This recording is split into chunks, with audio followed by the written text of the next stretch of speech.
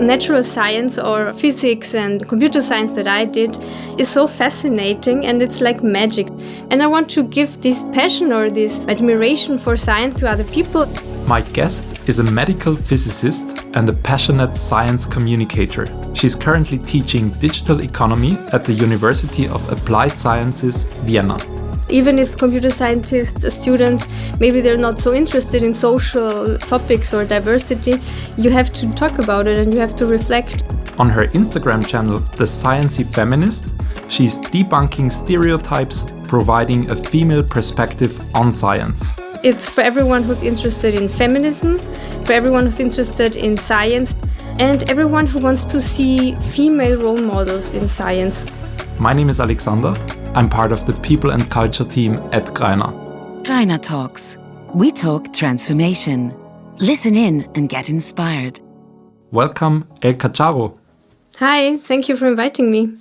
Elka, we are here at the Greiner meeting space in Vienna, and I'm very happy that you made your way here for an in-person conversation. Yeah, it was very close, so I'm also happy to be here in person.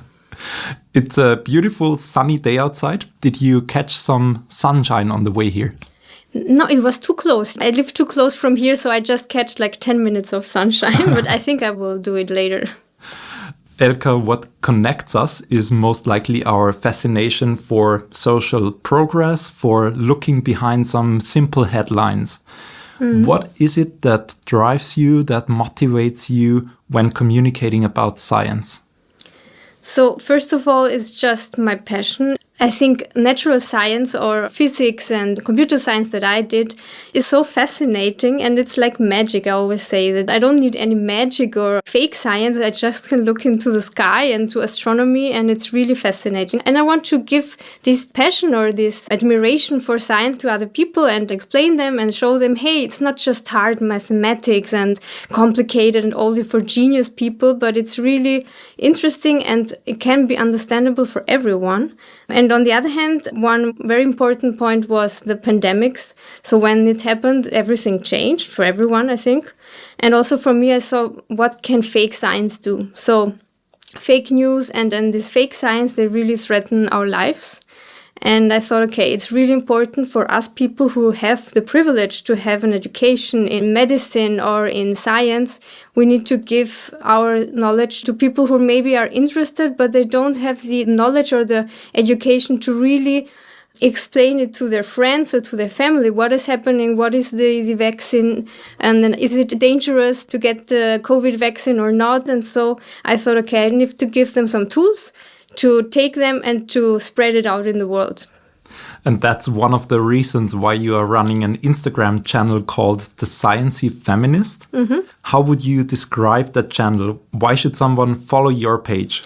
Yeah, so I think the nomen est omen, so the name says it all. It's for everyone who's interested in feminism, for everyone who's interested in science, and everyone who wants to see female role models in science. So there's not only Marie Curie, we have some more, but we need more women in these fields. So you're actively using social media to get your messages across. What role does social media play to spread relevant information or misinformation around social progress, around sustainability? Unfortunately for misinformation, it's also very important. And also if you look into the algorithms, misinformation or fake news are spread far more easily than the debunking, the right news. Because it's all about emotions. You get more clicks if you have like really scandalous headlines. And so the thing is that misinformation and fake science, it will get more easily spread out in this social media. That's why I want to give like a counterweight. And I think it's important to use all of the platforms. You can also write in a newspaper, you can do a podcast. You have to use every platform to spread information and also to spread education in these fields. And would you say that the way that our current social media is designed is the wrong way when it's spreading misinformation more easily? Yeah, of course. So I think the first wrong thing is that it's controlled just by private companies. So we cannot look inside these algorithms. It's like a black box for us. So It's a very important place for our democracy, actually. There people read about politics, about science, and a lot of things are happening there, but we have actually no control what content is shown and what content is not shown. So I think the algorithms, they have to be more transparent for the society. You're also teaching digital economy at the University of Applied Sciences for Management and Communication in Vienna. How do your students react to your activities as an influencer? Yeah, actually, I don't tell them in the beginning, but the other day I posted a video, not of the students, but the activity we did in the lecture. I did like a small museum, interactive museum with them. So I told my students it's a lecture about introduction to computer science. And I told them, just bring all your old artifacts you have of computers or game consoles. And they brought like Game Boys and old computers. And I did a video of that and I posted it on social media. And then one follower wrote me, yeah, it was a really cool lecture today. And I was, oh, even the first semesters, they found me on Instagram. So actually, I don't tell them openly. I tell them a bit later. But I think, yeah, they think it's cool. And also, I was in the newspaper some months ago in Standard.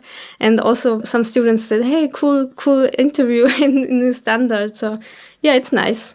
So you get a lot of positive reactions, but I would assume when you're talking about social media, about feminism, even about conspiracy theories, that you also get some negative reactions. Do you have any hints on how to deal with them, to cope with them? So I think the most important thing is that you have to be aware this is your space, it's your account, and you can decide who posts there and who's not allowed to post there. So don't be afraid to block people, don't be afraid to delete comments, because sometimes you feel ashamed or, oh, I don't want to censor it. But no, it's your space and you decide who gets to write there. And the other point is that you have to think about all the positive comments. As you said, you get positive and negatives, but our brain is wired in that way that the one negative comment stays in our mind and the 10 or 20 positive comments, we forget about them. So it's hard for me too, but try to focus more on the positive things and look out for people who think like you. So I have like a small group of female science communicators and we discuss about things, or if we are like annoyed and we get insults or troll comments, we talk about it too, and this is also something that really helps. So focusing on the positive is a very good reminder, I would say. Yeah. Elka, why do we believe what we believe? And why are there so many people out there protecting and fighting for their beliefs, which are clearly not based on science? Do you have any answers to that? Yeah, it would be good if I would have the ultimate answer to that. But one problem that I think is really important is that science is kind of an ivory tower. So people have the conception that science is something that happens there in the ivory tower. It doesn't have to do anything with my life. This is only for the scientists and the really intelligent people, and I don't understand it. It's too complicated for me. And I think science has to come out of this tower and have to go to the people. For example, one thing that I wanted to do in the pandemics is to go into the streets and put there the information about the vaccines and give them question and answer. And we have to go to the people and not have this image of science in the ivory tower. I think that's one important thing. And the other thing is why people fight for it, because they want to feel seen and they want to feel heard. So there are many aspects why people do that. Most of the time it has something to do with their lives and their circumstances in life. And can you give us any example of a misconception or a heated debate you have encountered where the scientific consensus is being challenged or ignored? Yeah, I mean, there are many of them, especially in medicine. There's a lot. There is one rumor about vaccines in general, but especially about the measles vaccines, that it causes autism. And actually, this is just based on one falsified study that was conducted with 12 kids. And the data that came out was not right. It was not correct. So the author, this Dr. Wakefield, he just falsified it, he forged it. But still, this has effects until now. And people always hear it from somewhere because you hear this, autism and vaccines. But there were so many studies that proved wrong. It's a bit similar to the social media. It's so much harder to take out a fake news than to put out a fake news into the world. So it's really hard to fight against this fake news. Do you have any strategy or any advice how to identify such fake news or a falsified study? I think the most important thing is to look it up in all these fact checks. So there is Mimikama or Correctiv. So there are websites who their job is just to look at fake news that are going around and check them. This is the first thing. The other thing is look at the source, of course. So if the source is one serious newspaper, then it may be more serious than if it's just on YouTube, just a guy that is filming a video. That's also one important thing. And also look at the language. So if it's like really scandalous and oh my God, this is happening, then you should be careful if the language is like really emotional, because like with social media, this emotional language gets more views, gets more clicks, and that's why this fake news they want to describe in a very emotional language. Elka, you are a female scientist and you have background in both Austria and Albania.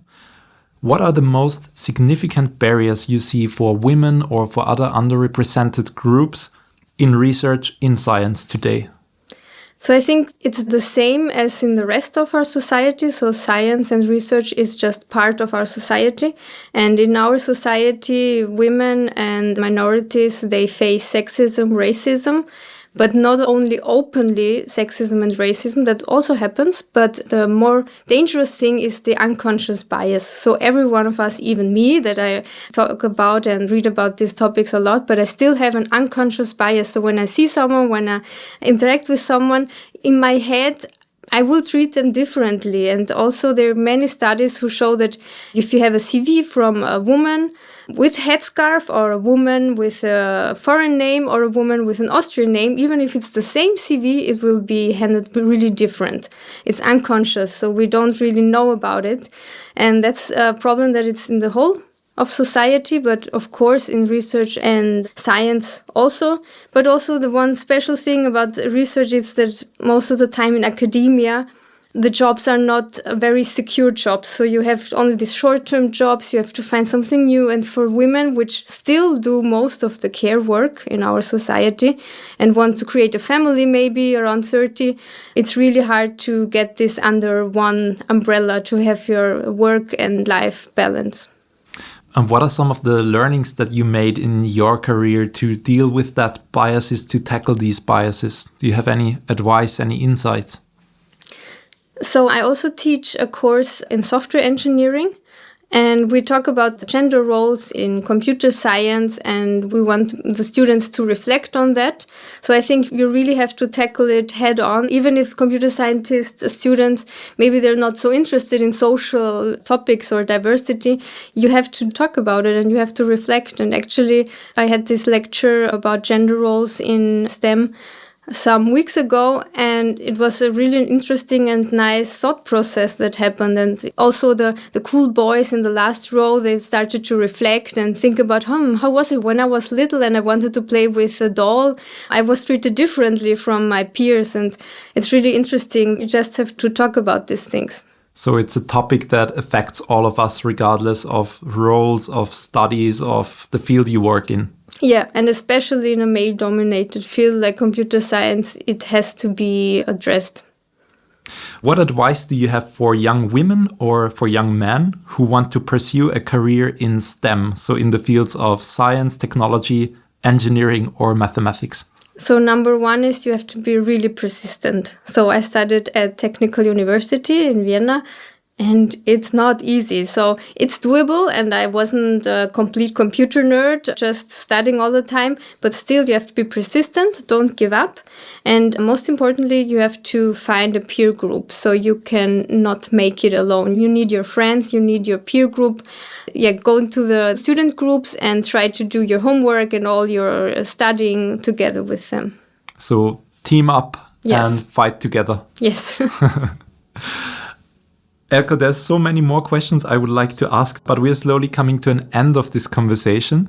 Before I let you go, I would love to wrap it up with you. Okay. Greiner Talks. Let's wrap it up. I get inspired by The nature, how nature works. Let's talk about Gender roles and how they affect all of us. what I wish for.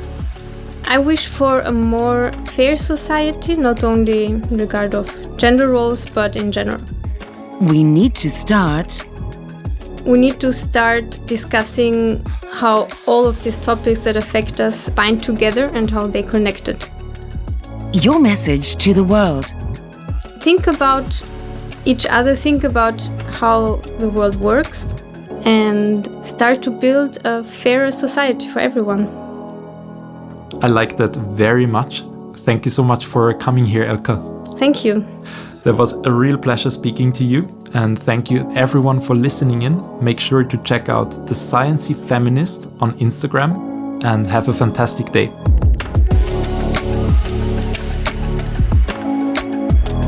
Visit Greiner.com. Share your thoughts and let us know who you think should be our next guest. Greiner Talks. Subscribe now.